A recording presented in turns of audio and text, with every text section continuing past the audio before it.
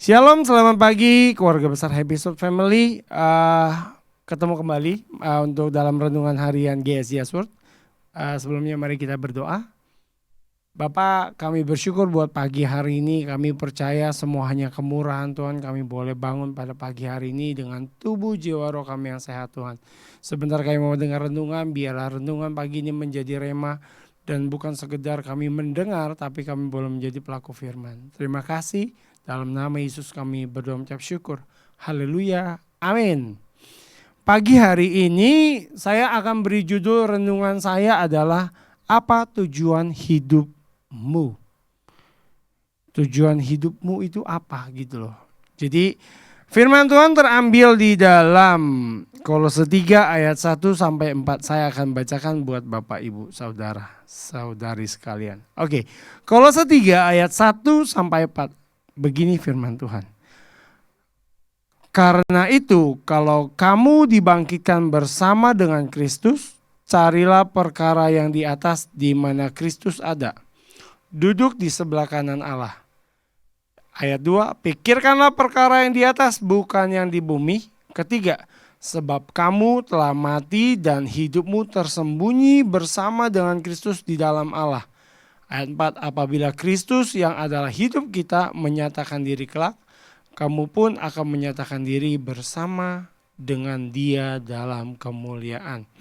Oke, itu firman Tuhannya ya Bapak Ibu ya. Nah, back to saya punya judul adalah apa tujuan hidupmu. Kebanyakan orang nih ya kalau ditanya nih, rata-rata apa sih tujuan hidup kamu tuh ya kan? Ada yang jawab gini. Pengen sukses ya kan, pengen sukses ya kan. Kalau ngomong sukses itu banyak Bapak Ibu. Contohnya sukses bisa punya usaha yang bagus, rumah yang bagus, dan juga keluarga yang baik, yang bagus lah ya gitu kan. Nah ada lagi yang kedua, pengen kaya. Karena ini banget, udah klasik banget. Kalau bicara kaya itu biasanya orientasinya adalah money gitu kan. Nah, dan itu baru dua, banyak hal lagi sih yang lain gitu. Cuma saya ngambil dua aja gitu kan. Pertanyaannya gini, salah nggak sih gitu loh? Kalau kita pengen sukses, pengen kaya, salah nggak sih? Saya bilang sih kagak, ya kan, nggak salah. Karena setiap karena apa yang seperti yang kita tahu gitu, banyak orang bilang gini, uang bukan segalanya, tetapi segalanya itu butuh uang gitu. Tetapi pagi ini saya ngajak Bapak Ibu, saudara-saudari sekalian tuh gini, mari kita belajar dari firman Tuhan melalui khotbah Bapak Gembala tentang pikirkanlah perkara yang di atas gitu loh. Bukan berarti kalau ngomong pikirkanlah perkara yang di atas itu kita nggak boleh kerja, cuma doa, enggak gitu kan.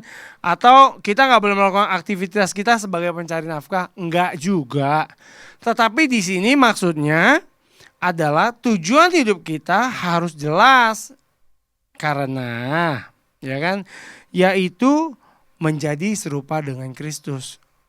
Nah, karena kenapa harus serupa dengan Kristus? Karena hanya manusia yang serupa dengan Kristus dan disempurnakan oleh Tuhan Yesus yang bisa masuk ke dalam kerajaan sorga. Jadi intinya adalah ketika kita mempunyai tujuan hidup hanya untuk perkara duniawi, maka dapat dipastikan akan susah seseorang bisa masuk ke dalam kerajaan surga. Karena perkara duniawi itu akan membuat kita jauh dari hidup berkenan dari Tuhan dan jauh nantinya masuk ke dalam kekekalan. Jadi inti dari sharing firman Tuhan pada pagi hari, tujuan hidup kita tuh apa sih gitu loh.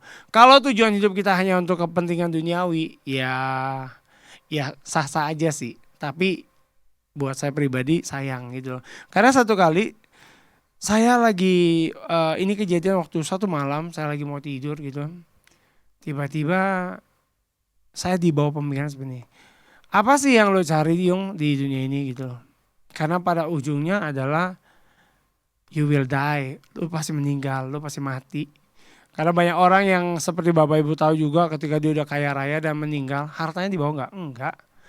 Makanya tuh pas aku bilang, iya Tuhan, hidup itu It's too short, terlalu singkat banget. Jadi tujuan hidup aku tuh apa gitu loh. Kalau cuma buat cari uang, uang nggak habis dicari. Kalau cuma buat yang hidup duniawi, enak sementara. Tapi di balik itu semua ketika kita mengalami yang namanya kematian, itu kita harus pikirin lagi Bapak Ibu.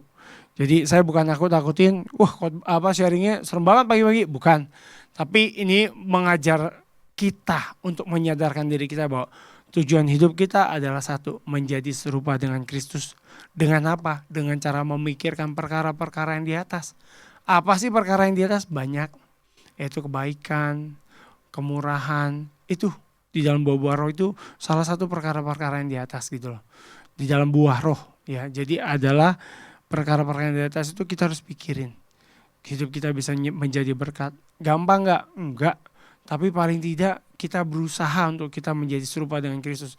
Kristus itu waktu di dunia itu hidupnya ngapain aja? Menjadi berkat, menyembuhkan orang atau memberkati orang. Jadi kembali lagi kita harus menjadi serupa dengan Kristus. Itulah tujuan hidup kita. Terima kasih, biarlah renungan yang singkat boleh menjadi rema buat kita semua. Mari kita berdoa. Bapa, kami bersyukur biarlah renungan hari ini menjadi satu hal yang luar biasa dan boleh membukakan mata rohani kami melihat lebih jelas apa maksud dan kehendak-Mu di dalam hidup kami. Terima kasih Bapa, biarlah Kau pimpin hidup kami dari pagi hingga malam nanti hanya di dalam nama Yesus. Kami berdoa dan kami mengucap syukur. Terima kasih Tuhan. Hanya berkat Allah Abraham, Ishak dan Yakub menyertai hidup kami sepanjang hari ini. Di dalam nama Yesus kami berdoa dan kami mengucap syukur. Haleluya. Amin. Shalom, Tuhan Yesus memberkati.